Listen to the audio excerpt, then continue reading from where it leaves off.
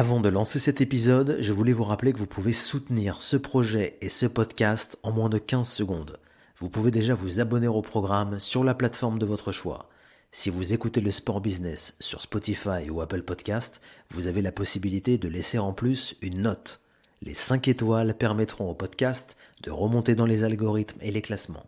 Le Sport Business est le seul programme en France à donner la parole aux acteurs et aux décideurs de l'industrie du sport. Aidez-moi à le faire connaître au plus grand nombre, je compte sur vous, merci et bonne écoute.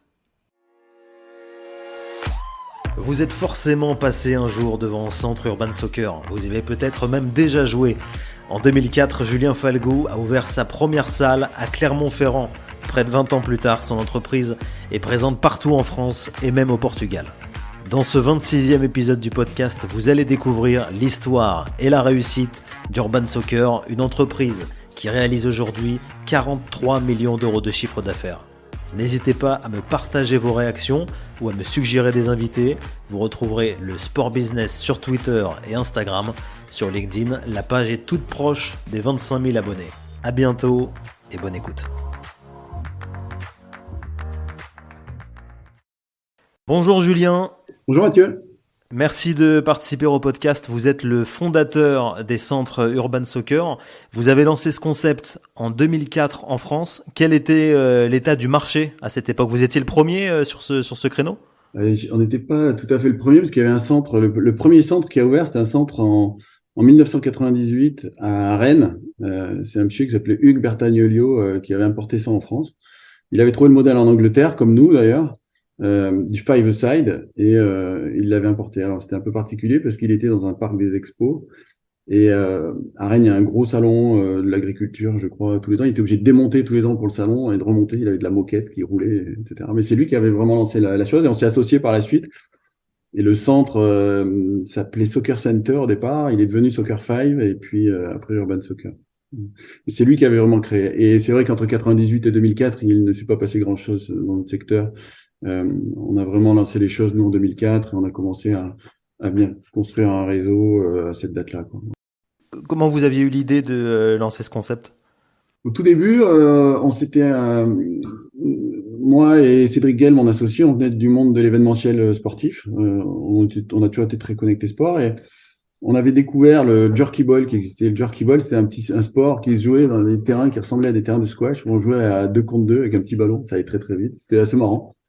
Et c'était un peu les prémices du foot indoor avec ce qu'avait fait Hugues à Rennes dont je viens de parler. Et puis, dans nos réflexions et dans nos recherches, on a trouvé le five-a-side en Angleterre. Et donc, c'est le principe des terrains de foot à 5 avec la paroi qui fait 1 mètre et qui fait le tour du terrain, mais en extérieur. Et donc, nous, on a eu l'idée, voilà, tout ça, de créer un centre au début avec quelques terrains de jerky ball et un terrain de foot à 5. On est parti de Clermont-Ferrand. Moi, je suis originaire de Clermont-Ferrand, d'Auvergne. Et puis, très vite, on s'est rendu compte que le foot à 5 plaisait énormément. Et donc, on a commencé comme ça. Et puis, on a ouvert 2 ans après à Saint-Étienne, qui était notre deuxième centre et qui était déjà un centre beaucoup plus gros, beaucoup plus abouti. Puis voilà, c'était le lancement. Alors, je vous parlais du marché. On est en 2023. Le marché, il est beaucoup plus agressif, on va dire. Il y a beaucoup plus de concurrents qu'avant. Ouais, il y a eu un énorme pic de croissance entre 2010 et 2015, où il y a eu là énormément d'ouvertures, énormément d'ouvertures de notre fête, notamment d'Urban, d'autres réseaux qui se sont développés, et puis beaucoup d'indépendants. Depuis 2015, ça s'est tassé. Il y a eu le Covid après, où là, ça s'est largement tassé. Et donc, on a encore quelques ouvertures, mais sur des ouvertures de centres aujourd'hui qui sont plus des centres multisports dans des villes plus petites. Mais on considère qu'il y a une certaine forme de maturité, même si on sait que on a encore un vrai potentiel de développement, nous, dans certaines villes ciblées où on n'est pas encore, ou alors dans des grandes villes où on peut venir ajouter des centres. Près de 20 ans plus tard, vous êtes présent en France et au Portugal, j'ai vu, vous allez nous en dire plus. Comment fonctionnent les ouvertures de ces centres? Il n'y a pas de système de franchise, c'est vous qui contrôlez les centres à distance et avec vos équipes sur place. Ouais, 20 ans plus tard, j'ai chopé des cheveux blancs déjà. Et puis, effectivement, c'est un réseau intégré, c'est-à-dire qu'on n'a pas de franchise. Nous, on est propriétaire de l'ensemble des centres. On a 32 centres, dont un au Portugal à Lisbonne. J'ai un associé, Nicolas Barter, qui navigue entre le Portugal, où il habite, et Paris. Et donc, on a ouvert ce premier centre à Lisbonne. C'est un vrai succès aujourd'hui. C'est un modèle qu'on a su adapter.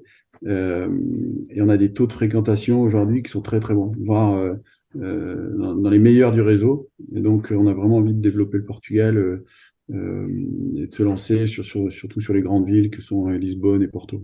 Pourquoi le Portugal d'ailleurs et pas un autre pays en Europe? C'est un marché qui est porteur? Non, ça s'est fait naturellement parce que Nicolas avait ses attaches là-bas. Et en fait, développer un pays, ouvrir un nouveau pays, c'est extrêmement chronophage. Il faut tout adapter. C'est pas simplement on prend le concept et on le transpose, ça marche pas. Il faut tout adapter, tout est adapté, même la pratique est adaptée, la fiscalité, enfin il y a tout à refaire, les logiciels, tout à refaire. Donc c'est très chronophage et il faut quelqu'un qui soit présent parce que sinon ça marche pas. Et donc ça se fait naturellement avec le Portugal parce que Nicolas était là-bas. Et pour vous donner une idée, par exemple sur les terrains, le foot à 5 existait au Portugal, mais avec des terrains avec des lignes de touche. Or nous, vous savez, il y a cette paroi qui fait les deux. Et donc, on a bien étudié le marché. On a eu l'idée de faire des terrains qui soient un peu plus grands. On a gardé notre système de parois, mais on est venu mettre une ligne de touche à l'intérieur, ce qui permet en fait aux gens de jouer soit avec des lignes de touche, soit avec les parois. Et ça, c'est un vrai succès aujourd'hui parce qu'on voit qu'il y a un vrai mix de gens qui tiennent à jouer encore avec ces lignes de touche et du coup, on leur offre aussi ce service. Quels sont les chiffres clés de votre entreprise, Julien, aujourd'hui?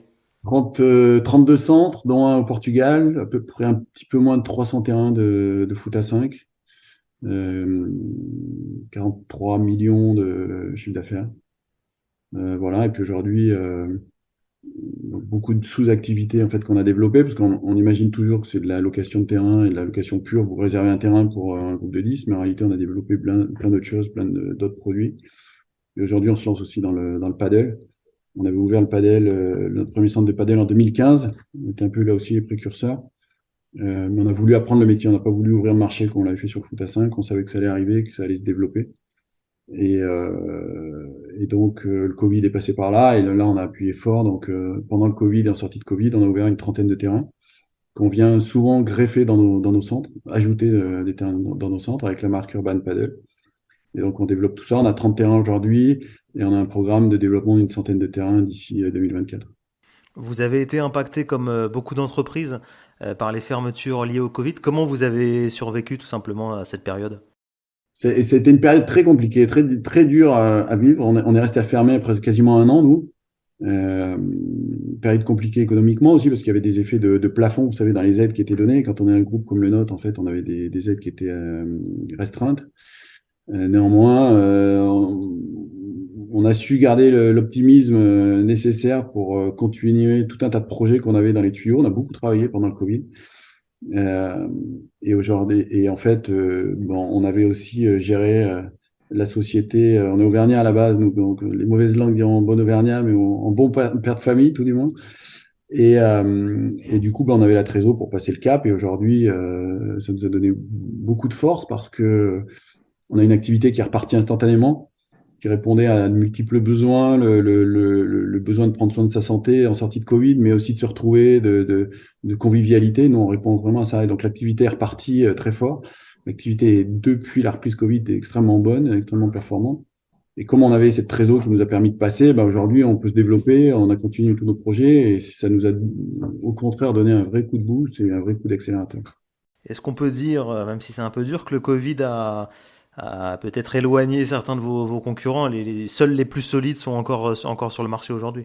Ouais, je pense que ça a été le cas pour quelques petits indépendants. Ça, sincèrement, je pense que ça n'a pas révolutionné le marché tel qu'il était. Si on fait la photo avant et après, je pense pas parce que euh, à l'inverse de nous, les petits avaient des aides qui leur ont permis justement de passer le Covid. Et donc, je pense que ça a effectivement, il y en a quelques-uns qui ont dû rester sur la touche, mais globalement, ça n'a pas tout révolutionné. Vous avez évoqué la diversification de vos activités avec le padel. Est-ce qu'on peut imaginer vos centres aussi faire concurrence avec des salles de sport, des salles de musculation classiques? Je sais que ça existe dans certains centres qui ont des appareils de musculation, par exemple. Est-ce que vous pourriez aller sur ces activités annexes? Non, on y va toujours avec beaucoup de précautions. Je vous le disais, quand on s'est lancé dans le paddle, nous, on l'a fait en 2015. On a beaucoup appris sur ce métier. C'est un métier qu'on travaille complètement différemment du foot à 5. avec une notion de compétition qui est beaucoup plus présente que dans le foot à 5, qui est vraiment une activité pure loisir. Et c'est valable pour tous les métiers, en fait. On a mis 20 ans, nous, à avoir une société performante, à travailler le produit foot à 5, à développer tous les produits annexes, dont je peux vous dire un mot, mais on n'apprend pas un métier comme ça du jour au lendemain. Nous, on n'y croit pas. Il faut aller au bout de ça, au bout de cette connaissance d'une activité. Et donc, c'est très dur, ça prend du temps. Et le paddle, il y avait beaucoup de similarités avec notre activité, beaucoup d'outils digitaux dont on pouvait se servir plein de choses. Donc, on s'est lancé là-dedans parce qu'on sentait qu'il y aurait une opportunité. On a beaucoup appris et on a mis du temps avant de se lancer véritablement, quoi.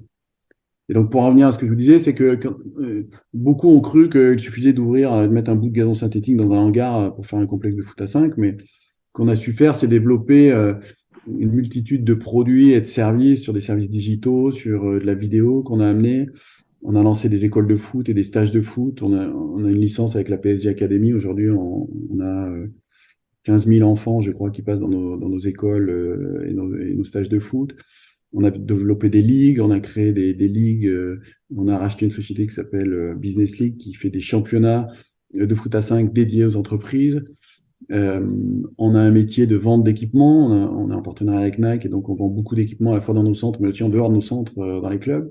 On fait beaucoup d'événementiels. On travaille beaucoup avec les entreprises en B2B. On fait on fait plus d'1 millier d'événements dans nos centres par an pour les entreprises. Enfin, voilà, c'est énormément de services qu'on a créés, qu'on a su développer et qui nous permettent aujourd'hui d'avoir une activité soutenue. Les espaces autour de vos terrains sont des bons emplacements pour une entreprise qui aimerait communiquer. Quels sont vos partenaires aujourd'hui sur ces fameux emplacements autour du terrain? Il y a Nike? Ouais, il y a Nike. Depuis très longtemps, on est en partenariat avec Nike. C'est un partenariat qui se passe bien, qui est un partenariat qui va au-delà des aspects marketing, puisqu'on est un vrai distributeur Nike, donc on a une vraie carte commerciale. On a le PSG dont je vous parlais, qui est là aussi, ça fait 10 ans qu'on développe la PSG Academy en France et au Portugal. C'est un vrai succès dans toutes les villes, et y compris dans les villes de province, ce qui n'était pas forcément évident au départ. On a Coca via Powerhead, avec qui on est aussi en partenariat depuis très longtemps et qui on a développé tout un tas de produits, avec qui on travaille par exemple sur une ligue spéciale pour les étudiants avec Powerhead. On a Heineken, je ne sais pas si j'ai le droit de le citer, mais bon, qui est une marque aussi qui nous suit depuis très longtemps. Voilà.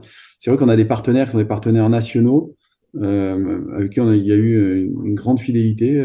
Ils sont tous là depuis 10 ans. Et on n'a pas ouvert à des partenariats plus locaux, mais c'est des pistes de réflexion pour l'avenir. Et dans le sens inverse, vous avez jamais fait, vous, de sponsoring, par exemple, d'un club professionnel? Vous y avez déjà pensé? Non, on n'a jamais fait. Alors, on a beaucoup de partenaires clubs aussi, parce on a le PSG, mais on a d'autres, pardon. On travaille avec plein de clubs dans les villes sur des produits type les anniversaires. On travaille avec le Stade Rennais, on travaille avec Dijon, le DFCO. On travaille avec Saint-Étienne, avec Nantes, où on fait des produits comme ça, notamment des anniversaires brandés excellents. Mais nous, on communique pas, non, on communique assez peu en fait. On a beaucoup de démarches commerciales, B2B ou B2C en direct via des supports digitaux. On fait assez peu de communication et on voit pas trop l'intérêt à les communiquer. C'est des budgets qui sont colossaux à chaque fois pour les communiquer comme ça dans les clubs, donc on le fait pas. Pas d'ambassadeur non plus, un joueur professionnel qui viendrait occasionnellement dans vos centres et qui pourrait un peu porter l'image d'Urban Soccer? Non, non plus, on n'a pas de joueurs pro, nous, on a une activité full loisir. Et si on a une petite chose là qui était sympa, c'est qu'on a Sylvain Wiltord qui est fan de padel. Et en fait, il y a énormément de joueurs de foot. Ça reboucle aussi un peu notre activité avec notre développement, c'est qu'il y a énormément de joueurs de foot qui se mettent au padel. Mais beaucoup, d'ailleurs, tous les joueurs pro jouent au padel. Il y en a beaucoup, beaucoup. Didier Deschamps, enfin, il y en a plein, quoi. Et Sylvain Wiltord est fan, et il est en train de passer le diplôme pour être éducateur et faire de l'encadrement dans le paddle. Et donc, il a accepté d'être un peu l'ambassadeur d'Urban Paddle, et on s'est servi un petit peu de son image. Mais ça s'est fait comme ça, de manière très amicale et très, très sympathique. Si je vous demande, Julien, un petit top 3 des centres en France d'Urban Soccer, quels sont les plus performants sur le territoire? Bon, globalement, si je caricature, les centres proches de Paris sont tous des centres très importants. Donc, on a des centres autour de Paris à la Défense. à Quai d'Ivry, Porte d'Aubervilliers, qui sont des gros centres. Et après, en province, on a des centres qui sont très gros. J'ai un centre à l'Île-les-Aisnes, par exemple, avec 11 terrains de foot à 5 et 4 terrains de padel, qui est un très gros. Mais sincèrement, on a beaucoup de centres qui marchent bien en ce moment, à Montpellier, enfin, bon, Lyon, Bordeaux. Je ferais que je vous donne le top 3, mais je ne l'ai pas là. Merci beaucoup Julien d'avoir participé à cet entretien, de nous avoir raconté votre histoire. Belle histoire et beau parcours d'entrepreneur. Depuis 2004, vous êtes toujours là et vous avez en plus d'autres projets d'ouverture. C'est ça. Bon. Merci beaucoup. Merci à vous pour l'entretien.